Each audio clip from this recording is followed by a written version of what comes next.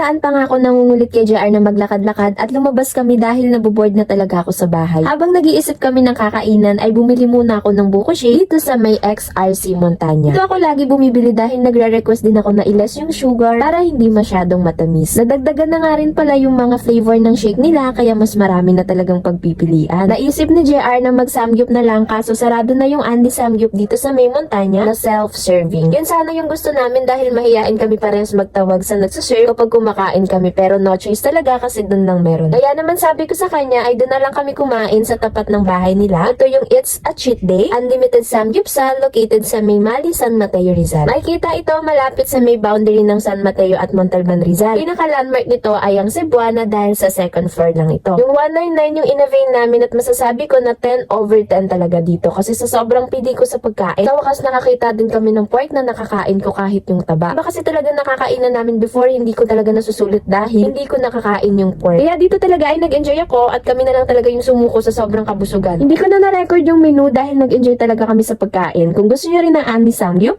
ito yung marirecommend ko sa inyo.